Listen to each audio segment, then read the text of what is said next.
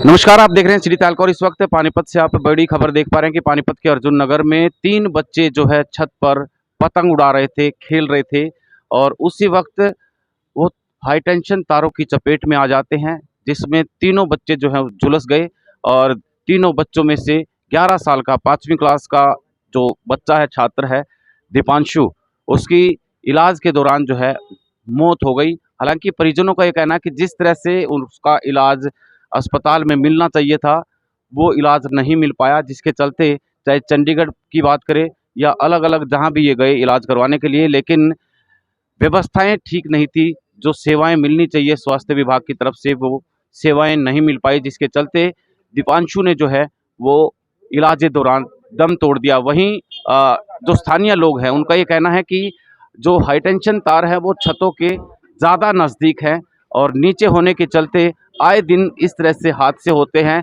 आगे भी खतरा है, या तो उनकी हाइट बढ़ा देनी चाहिए या फिर पूरी तरीके से उस हाई टेंशन तारों को वहाँ से हटा करके अंडरग्राउंड जो है वो किया जाना चाहिए। इस तरह की मांग है। चलिए उनके परिजनों से जानते हैं कि आखिरकार किस तरह से ये हादसा हुआ और पिता की हालत, हालांकि यहाँ पर अभी भी कहीं ना कहीं वो बेटे की मौत को लेकर के इस तरह से परेशान है, क्योंकि इनको विश्वास ही नहीं है कि अब उनका बेटा दिवांशु जो है वो इनके बीच में नहीं रहा। चलिए बातचीत कर लेते हैं, क्या कुछ परिजनों का और पिता का कहना है। सर ये 3 बच्चे थे, छत पे खेल रहे थे और जैसे कि खेलते खेलते पता नहीं क्या तो कैसे करंट आया, किस वजह से आया कोई खास हमें पता नहीं है।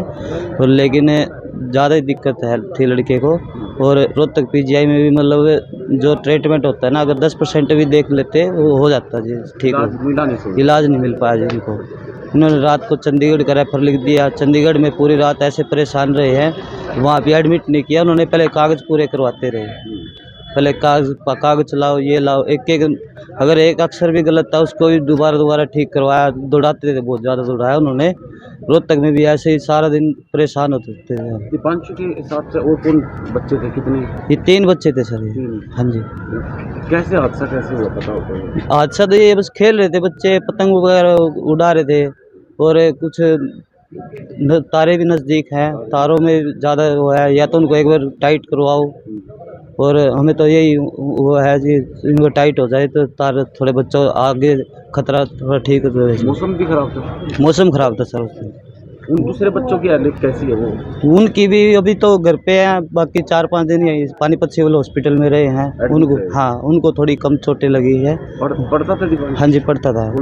ये 5वीं क्लास में था, कावड़ी गाँव में पढ़ता था। और कौन है परिवार में? हाँ जी, परिवार में तो यही माँ बाप है, एक भाई है छोटा, वो रह गया बस। परिवार में कौन रहेगा जब हमारा घर का ही चला गया, तो परिवार में कौन बच्चा रहेगा? इसका एक छोटा भाई है, वो है भी ठीक। दीपांशु। कैसे क्या हादसा हुआ था? सर मैं वहाँ पे नहीं था, मैं उसका पापा हूँ। दीपांशु? हाँ जी। कितनी उम्र थी? 11 वर्ष। इलाज चल रहा था इसका? इलाज ये यहाँ लाया था सवेरे, अब यहाँ लाने के बाद उस रोहतक में रेफर कर दिया इनने। तो उन्होंने कल शाम को वहाँ से वो कर दिया, भाई यहाँ तो ले जाओ। जवाब दे दिया। हाँ पढ़ता है, 5वीं क्लास में था। दूसरे बच्चे पड़ोसी थे, परिवार के थे? पड़ोसी थे। वो कितनी उम्र होगी उनकी भी कहीं 12, 13, 14 ऐसा कुछ। तो ऊपर तार छतों के ऊपर से गिर? हाँ, छतों से थोड़ा हट के भी है, छत पे भी है कुछ किनारा। तो खतरा तो है ही, मतलब खतरा बहुत ज़्यादा उसमें, पावर में। तो हटा लेनी भी चाहिए ये? बिल्कुल हटा लेनी चाहिए या फिर उनसे करवानी चाहिए इसको। हाँ जी, बहुत खतरा है इसमें।